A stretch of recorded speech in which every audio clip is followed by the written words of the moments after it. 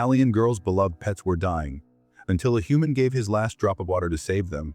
The scorching twin suns of X9 hung mercilessly over the wasteland, their relentless heat baking the cracked earth below.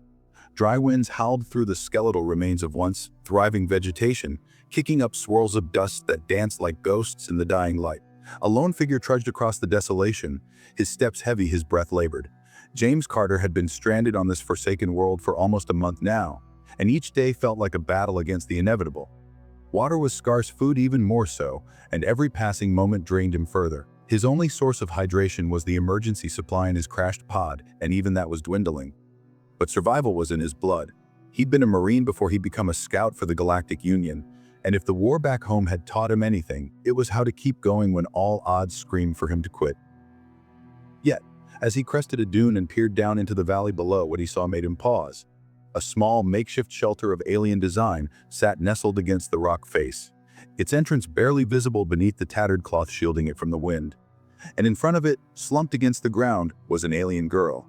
She was petite, barely reaching his chest in height, with delicate silvery skin and large, luminous eyes that reflected the fading daylight like liquid glass. Her clothes, once elaborate, now reduced to rags, clung to her frail form, and her breathing was shallow. Beside her, crumpled in the dust, were two creatures. Small, fur-covered beasts with sleek bodies and long, spindly legs. They twitched weakly, their tongues lolling from their mouths. They were dying. James swallowed, feeling his parched throat scratch like sandpaper. He had only one canister of water left, enough to last him another day. Maybe two if he rationed it. But the sight before him clawed at something deep inside, something that refused to let him turn away. Gritting his teeth, he made his decision. He descended the slope carefully, his boots sinking slightly into the soft dust. The girl's ears flicked at the sound, and with what little strength she had, she raised her head. Her eyes met his, and for a brief second, he saw nothing but raw terror. She scrambled backward, her weakened limbs barely cooperating, her body pressing protectively against the creatures beside her. She was afraid of him. James stopped a few feet away and slowly raised his hands, making sure to keep his movements non-threatening. "I'm not here to hurt you," he rasped, his voice hoarse from dehydration. "I just want to help." The girl flinched, clutching one of the creatures closer to her chest. James sighed. He crouched down, making himself appear smaller, then unhooked the canister from his belt. With deliberate slowness, he set it down in front of him and twisted the cap open, letting the scent of fresh water fill the air. Her eyes widened. The creatures stirred weakly, their noses twitching as they caught the scent as well. James took a careful step back and motioned toward the canister. "It's yours. Take it." The girl hesitated, her fingers tightening around the limp body of the creature she held. But thirst, desperate, consuming thirst, won out over fear. With trembling hands, she reached forward, dragging the canister toward her. James watched as she fumbled with it, her hands unsteady, her body weak. She managed to tip it, letting a small stream of water trickle into the cupped palm of her free hand before bringing it to the creature's mouth. The moment the first drop touched its tongue, the beast whimpered softly and weakly lapped at the moisture. James felt a weight lift from his chest. He sat back on his heels, watching as she painstakingly fed the other creature, then finally took a sip herself. Her throat moved as she swallowed, her body trembling with relief. It was only after the canister was nearly empty that she finally looked at him again, her luminous eyes studying him, worry but no longer filled with outright terror. "Yo," her voice was soft, hoarse. "You gave your water." James managed a weak grin. "Wes, I did," as she stared at him, her expression unreadable. Then, slowly, her lips parted. "Why?" He exhaled, rubbing the back of his neck. "Seemed like you needed it more than me." Her gaze flickered between him and the now recovering creatures beside her. Her hands tightened around them protectively. But the fear had shifted, now replaced with something else. Uncertainty, hope. Perhaps for the first time in her life, she had encountered something unexpected. Something beyond hostility, a beyond self-preservation, a human willing to give instead of take. The silence stretched between them, heavy with unspoken thoughts. Then, after what felt like an eternity, she whispered, "Mama name." James nodded, exhaustion tugging at his limbs. "James." A pause. Then hesitantly, as if unsure whether she was making a mistake, she murmured, "Thank you." And for the first time since crashing on this forsaken planet, James felt something other than despair. A spark of something new, something worth fighting for. The night on Arvex-9 was colder than James expected. The unbearable heat of the twin suns had retreated, leaving the desert wasteland shrouded in an eerie, biting chill. A thin crescent moon hung above, barely offering any light. The only sounds came from the distant winds whispering over the dunes like forgotten ghosts. James sat with his back against the rock wall near Celia's shelter, his muscles atching with exhaustion. His body begged for rest, but his mind wouldn't let him. He had just given away his last bit of water, his one hope for survival. And now he had no plan, no supplies, and no idea what came next. Celia, however, was still awake. She sat across from him, curled up with her two creatures, both of whom seemed to have regained some strength after the water. Their fur, once dry and lifeless, now shone slightly under the dim light. Every so often, they nuzzled against her, seeking warmth reassurance.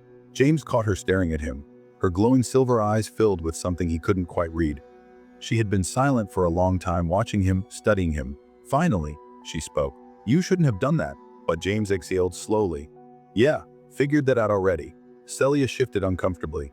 She looked down her creatures, running a gentle hand over their sleek bodies. "You don't understand. You're human. You're kind, they conquer. Why did you give?" James rubbed his temple, exhaustion pressing down on him. "Guess you've only met the bad ones," she frowned. "All humans are the same." James chuckled, though it was dry and humorless. "If that were true, you'd be dead right now." Her expression faltered. She opened her mouth as if to argue but closed it again. Silence stretched between them. The wind howled outside, rattling the makeshift shelter. James adjusted his position, glancing at the empty canister near her feet. "You got any more water around here?" Celia hesitated, then slowly shook her head. "No, I was down to my last rations before you came."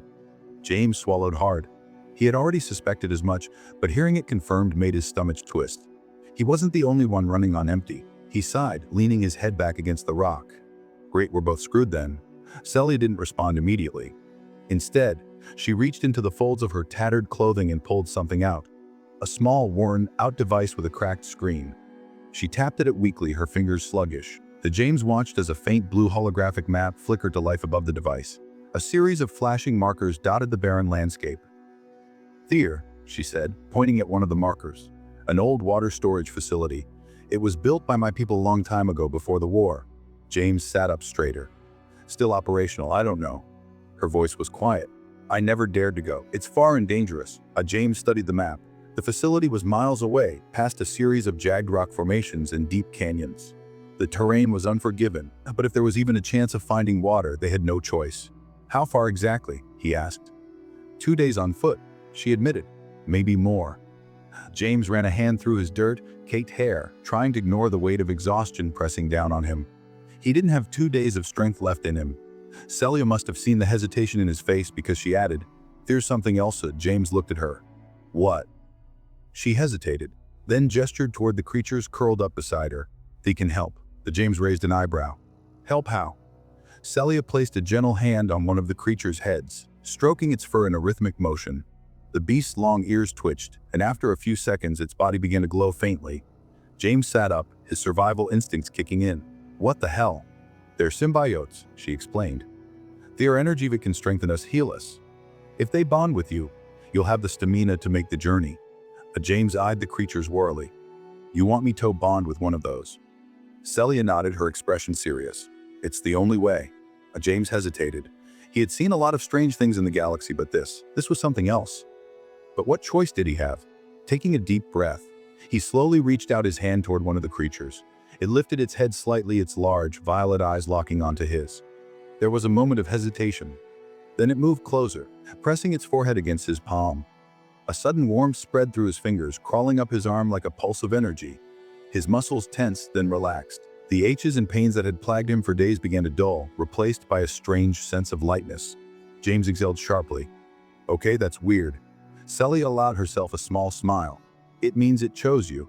James flexed his fingers, feeling an unfamiliar surge of energy coursing through him. He still felt exhausted, but it was no longer crushing. He met Celia's gaze. "All right, let's go find that water." And for the first time since he'd crashed on this planet, he felt like he had a chance. The journey began before the first light of dawn. The desert landscape was still wrapped in an eerie quiet, the twin suns not yet peeking over the jagged horizon. James tightened the straps on his makeshift gear, adjusting the weight of the small satchel Celia had given him. It contained what little supplies they had left. Barely anything, but enough to get them moving. Celia led the way, her two creatures padding alongside her with silent grace. James could still feel the lingering warmth from his bond with one of them, the strange energy coursing through him. He wasn't sure how long it would last, but for now it kept him from collapsing under exhaustion. The first few miles were brutal. The cracked ground shifted unpredictably underfoot, the terrain sloping sharply downward before rising into steep ridges. Jagged rock formations jutted out like the bones of some long, dead giant, casting deep shadows that moved eerily in the weak dawn light. The air was dry, every breath scraping against James's throat like sandpaper. They didn't talk much. There wasn't any need to. Every step was a battle against the elements, every movement a test of endurance. James found himself watching Celia closely, noting how she moved. Fluid, calculated. She was used to this land in a way he never could be. But she wasn't invincible. Her steps began to slow as the suns climbed higher. Her breathing grew heavier, her body visibly straining against the heat. James noticed. Without a word, he slowed his own pace to match hers. He wasn't about to let her collapse out here. Hours passed. By midday, they reached a canyon, narrow, winding, its walls towering high above them. It provided some relief from the relentless sun, the shade a welcome reprieve. But there was something unsettling about it. James felt it immediately in the air, a tense silence that was too deep, too unnatural. Celia felt it too. She raised a hand, signaling him to stop. He did. Her ears twitched slightly, her silver eyes scanning the canyon walls. James instinctively rested a hand on his weapon, an old, battered sidearm with only a few shots left. Then, a sound, a loud, guttural growl echoed from somewhere above them. James barely had time to react before something massive dropped from the rock ledges above. It hit the ground with a deafening thud, dust and debris exploding outward. James stumbled back, his heart slamming against his ribs. The creature was monstrous, towering, its body covered in thick, dark scales that shimmered unnaturally under the dim canyon light. It had 6 legs, each ending in razor-sharp claws, and a head that split open into a grotesque, multi-jawed maw. Celia cursed under her breath. "Desert stalker," she muttered. "It must have smelled us." The beast let out another growl, its elongated tongue flicking out, tasting the air. James didn't wait for it to make the first move. He raised his pistol and fired. The shot rang out, the blast striking the creature's hide, but barely leaving a mark. James barely had time to process that before the thing lunged. He dove to the side, rolling hard against the canyon floor as the beast's claws scraped inches from his head. Celia was already moving, darting to the opposite side. Her creatures hissed, their fur bristling as they circled the monster, trying to distract it. James scrambled to his feet, gripping his weapon tighter. "Tell me you've got a plan," he shouted. Celia didn't respond immediately. She was already reaching for something at her belt, small, curved blade that gleamed faintly. The beast turned toward her and charged. She moved fast, too fast for James to track. One moment she was standing still, the next she was sliding under the creature, her blade slicing deep into its underbelly. The beast shrieked. James took the opening. He rushed forward, raising his gun again, this time aiming for the exposed wound. He fired. The shot tore through flesh, the beast stumbling back, its legs buckling beneath it. Celia didn't hesitate. She leapt on its back, driving her blade into the base of its skull. A final, guttural screech, then silence. The beast collapsed, dust settled. James exhaled sharply, his chest heaving. Celia stood atop the fallen creature, her blade still embedded in its skull. Her silver eyes met as her breath coming in ragged gasps. Then, she smirked. "Not bad, human." James let out a breathless chuckle. "Yeah, well, not dead yet." She hopped down from the corpse, wiping her blade clean. "We need to keep moving," she said. "That thing wasn't alone." James stiffened. "You're kidding." Celia didn't respond. She simply motioned for him to follow, and so they did. Deeper into the canyon, toward whatever awaited them next. The canyon stretched endlessly before them, its narrow passage winding deeper into the heart of the barren lands.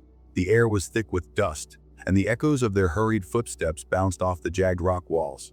James could still feel the adrenaline thrumming through his veins, his grip on his pistol tight despite the dwindling ammunition. Celia moved ahead, her pace determined but cautious. The death of the desert stalker had bought them time, but it had also painted a target on their backs. If there were more predators lurking in the shadows, they would know something had fallen. Her creatures padded silently beside her, their feline forms tense and alert. The bond James had forged with one of them still pulsed faintly in the back of his mind, a strange but reassuring presence. He had no idea how deep the connection ran, but he hoped it would hold if things went south. "How much farther?" James asked, his voice hoarse from thirst. "Not far," Celia said. "The spring should be through the next bend." But James wanted to believe her. He wanted to think that this whole struggle had a finish line, that the suffering, the exhaustion, and the fight to keep moving would be worth it. But deep down, he knew the universe rarely made things that easy.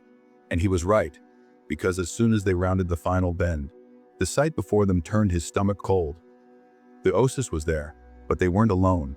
A group of heavily armed figures stood around the water's edge, their weapons slung across their bodies, their posture tense. They weren't just any travelers. Their armor was sleek and black, marked with insignias that James didn't recognize, but Celia clearly did. She stopped dead in her tracks. Scavengers. She muttered under her breath, her expression darkening. James swore under his breath. Of course, there would be others here. Water in the desert was more valuable than gold, and the kind of people willing to kill for it were never in short supply. There were 5 of them, each one carrying high-powered rifles and wearing tactical gear built for desert survival. These weren't just random drifters, they were professionals. James exhaled slowly. "We can turn back," he whispered. "No," Celia said firmly, "we can't. If we don't get that water, my kin will die. And so will you," James grimaced. "All right, what's the plan?" Celia narrowed her eyes, her mind working quickly. "We need to split them up. If we go in head-on, they'll cut us down before we get within 10 feet of the water." James glanced at the terrain. The canyon walls sloped inward toward the Osis, providing natural cover. It wouldn't be impossible to sneak closer, but with their numbers, it was still a risk. Then, before he could say anything else, Celia's creatures suddenly moved. One of them darted ahead, slinking low through the rocks. James opened his mouth to protest, but Celia stopped him with a glance. She whispered. James swallowed hard. The seconds stretched into minutes. Then a sudden, guttural snarl shattered the silence. One of the scavengers cursed loudly, spinning toward the noise. What was that? I don't know. Something moved. Another growl. A flicker of movement in the shadows. Then chaos. Celia's creatures lunged from the darkness, snarling and howling, kicking up a storm of dust as they tore into the camp. The scavengers panicked, fumbling with their weapons as they fired wildly into the air. That was their chance. Now, Celia hissed, already moving. James didn't hesitate. He sprinted forward, his heart hammering in his chest. The nearest scavenger barely had time to register his presence before James slammed into him, knocking him to the ground. A sharp struggle. Then James wrenched the rifle from the man's hands and swung it hard against his temple. The scavenger went limp. Celia was just as quick. She weaved through the chaos like a phantom, her blade flashing in the dim light. One scavenger fell, then another. The remaining 2 tried to flee. One of them made it 5 steps before Celia's creature pounced, pinning him to the ground. The last scavenger turned to run. James raised the stolen rifle. A single shot rang out. The man crumpled. Silence fell.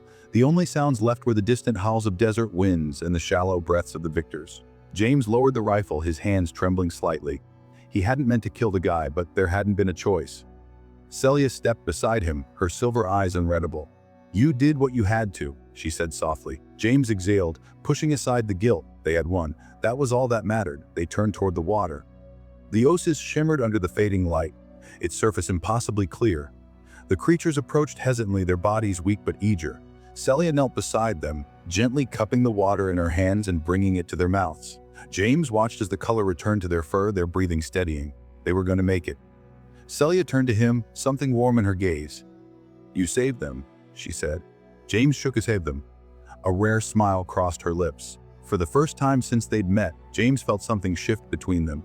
Something unspoken but undeniably real. He had come to this world as an outsider, a stranger, but maybe, just maybe, he had found something worth staying for. And for now, that was enough.